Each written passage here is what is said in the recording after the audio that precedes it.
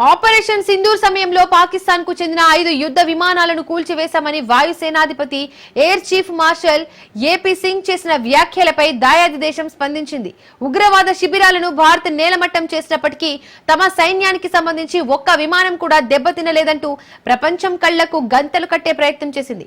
Operation సింధూర్లో Pak విమానాల ధ్వంసంపై భారత వాయుసేన చీఫ్ చేసిన ఆలస్యమైన వ్యాఖ్యలు నమ్మశక్యం కానివని అన్నారు. ఎల్ఓసి వద్ద భారత దళాలకు జరిగిన నష్టాలు కూడా అసమానంగా ఎక్కువగా ఉన్నాయని, నిజం తెలుసుకోవాలంటే ఇరు పక్షాలు తమ విమానాల జాబితాలను స్వతంత్రంగా పరిశీలించేందుకు అందుబాటులో ఉంచాలని, అప్పుడే భారత్ దాచిపెట్టే వాస్తవం బయటపడుతుందని మేం నమ్ముతున్నామని అన్నారు.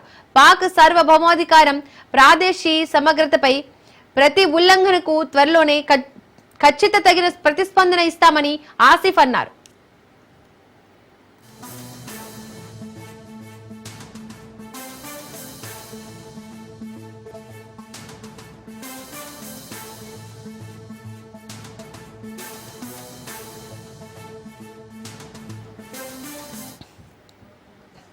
ఆపరేషన్ సింధూర్ సమయంలో పాకిస్తాన్ కు చెందిన 5 యుద్ధ విమానాలను కూల్చివేశామని వాయుసేనాధిపతి ఎయిర్ చీఫ్ మార్షల్ ఏపీ సింగ్ చేసిన వ్యాఖ్యలపై దాయాది దేశం స్పందించింది.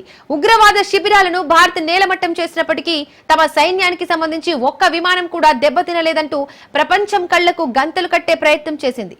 ఆపరేషన్ సింధూర్లో పాక్ విమానాల ధ్వంసంపై భారత వాయుసేన చీఫ్ చేసిన ఆలస్యమైన వ్యాఖ్యలు నమ్మశక్యం కానివని అన్నారు. ఎల్ఓసి వద్ద భారత దళాలకు జరిగిన నష్టాలు కూడా అసమానంగా ఎక్కువగా ఉన్నాయని, నిజం తెలుసుకోవాలంటే ఇరు పక్షాలు తమ విమానాల జాబితాలను స్వతంత్రంగా పరిశీలించేందుకు అందుబాటులో ఉంచాలని, అప్పుడే భారత్ దాచిపెట్టే వాస్తవం బయటపడుతుందని మేం నమ్ముతున్నామని అన్నారు. పాక్ సార్వభౌమాధికారం, ప్రాదేశీయ సమగ్రతపై ప్రతి ఉల్లంఘనకు త్వరలోనే ఖచ్చితమైన తగిన ప్రతిస్పందన ఇస్తామని ఆసిఫ్ అన్నారు.